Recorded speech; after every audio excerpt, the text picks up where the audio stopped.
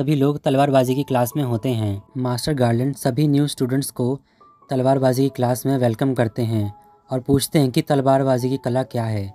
पीट कहता है कि मुझे पता है। मास्टर गार्लैंड कहते हैं कि पहले अपने आप को इंट्रोड्यूस करो और फिर बताओ कि तलवारबाजी क्या है।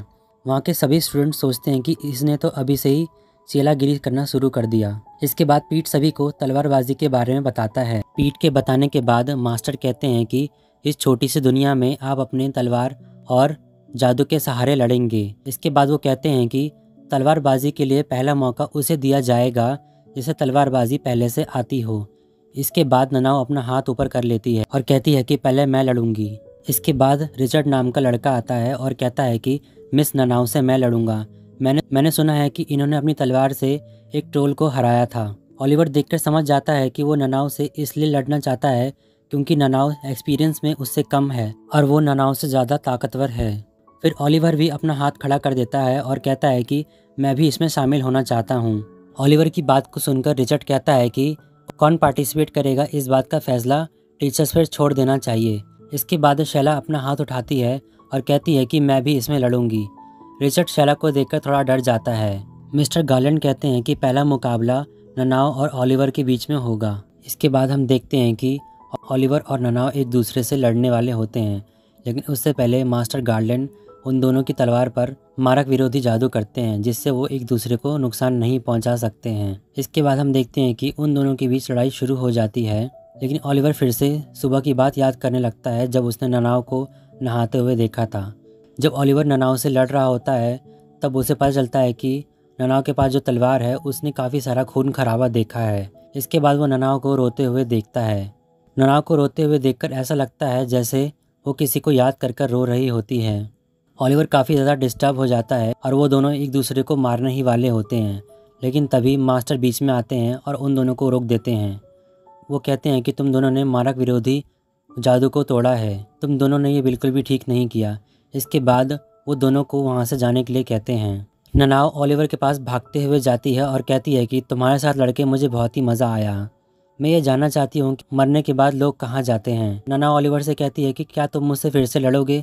ओलिवर उस पर गुस्सा करके कहता है कि मैं तुमसे दोबारा नहीं लड़ने वाला, और ये कहकर वहाँ से चला जाता है। ननाओ कहती है कि तुम ऐसा क्यों कह रहे हो। ओलिवर जाते हुए कहता है कि ना मैं तुम्हें मारूंगा और ना ही मैं चाहता हूँ कि तुम मुझे मार दो। ननाओ पीछे से रोने लगती है और कहती है कि तुम ऐसा क्यों कह रहे हो। अगली क्लास उनकी जीव विज्ञान की होती है और मिस्टी इसके लिए काफ़ी ज़्यादा एक्साइटेड होती है क्योंकि वो एनिमल लवर होती है। वो सभी जीव विज्ञान की क्लास में होते हैं। तभी वो सभी को ककून बनाना सिखाती हैं कि रेशम के कीड़ों का ककून कैसे बनाते हैं। वो बताती हैं कि बस इन्हें जादू खिलाते जाओ और ये ककून बनाते जाएंगे। अगर ज़्यादा जादू खिला दिया तो ये डार्क ककून में बदल जाते हैं और इनमें से एक भयानक जीव बाहर आता है और उसे तब जलाना पड़ता है। ये सुनकर मिस्टी काफ़ी ज़्यादा डर जाती है। इसके बाद सभी अपना अपना ककून बनाते हैं। सभी अपना काम ठीक तरीके से करते हैं, मगर मिस्टी थोड़ा डर रही होती है क्योंकि वो नहीं चाहती अगर एक भी ककून खराब होगा तो मिस्टी को उसे मारना पड़ेगा, और वो किसी भी जीव को मारना नहीं चाहती थी। लेकिन फिर भी उससे एक ककून खराब हो जाता है और उसमें से एक दानव बाहर आ जाता है, लेकिन वो उसे मार नहीं पाती और वो दानव उसे काट लेता है। इसके बाद हम देखते हैं कि मिस्टी ओलिवर से कहती है कि मेरे पेरेंट्स के पास बहुत सारे जानवर और ट्रोल्स हुआ करते थे और मेरा बचपन उन्हीं के साथ बीता है, इसलिए जब भी कोई जानवरों या ट्रोल्स के साथ बुरा व्यवहार करता है तब मुझसे बिल्कुल भी बर्दाश्त नहीं होता है। ओलिवर कहता है कि तुम्हारा बचपन ज़रूर एंजल्स के बीच में बीता होगा स्वर्ग में, लेकिन अब तुम धरती पर आ गई हो और तुम किम्बरली में हो, इसलिए अब तुम्हें इन सब की आदत डाल लेनी चाहिए। मिस्टी कहती है कि किम्बरली के लिए जो चीज़ नॉर्मल है वो मेरे लिए नॉर्मल नहीं है। ओलिवर कहता है कि तुम अगर अब भी ऐसे ही बनी रहना चाहती हो तो ये तुम्हारा बहुत बड़ा फैसला है और मेरी नज़रों में तुम एक एंजल से भी ऊपर हो जाती हो।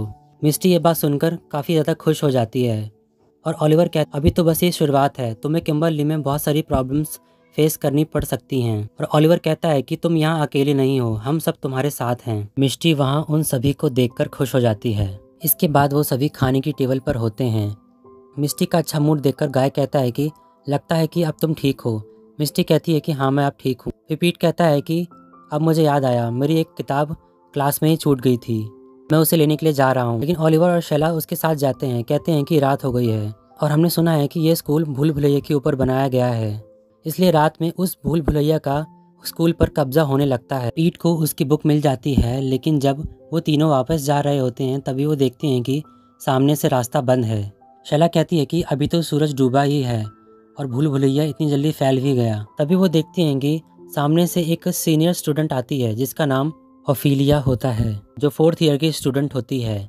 ओफिलिया उन तीनों पर सम्मोहित करने वाला जादू कर देती है। वो तीनों समझ जाते हैं कि ओफिलिया से उन्हें खतरा है, इसलिए वो तीनों बचकर उससे भागने लगते हैं। लेकिन जैसे ही वो आगे भागते हैं वो देखते हैं कि एक 5th ईयर का स्टूडेंट उन्हें घेर लेता है। उसका नाम साइरस होता है। साइरस ओफिलिया वहाँ आ जाती है और कहती है कि कितने बेरहम हो, मेरी बात पूरी भी नहीं हुई और यहाँ चले आए। लगता है तुम्हें डिसिप्लिन सिखाना होगा। और आगे क्या होगा इसी सस्पेंस के साथ ये पार्ट यहीं ख़त्म हो जाता है।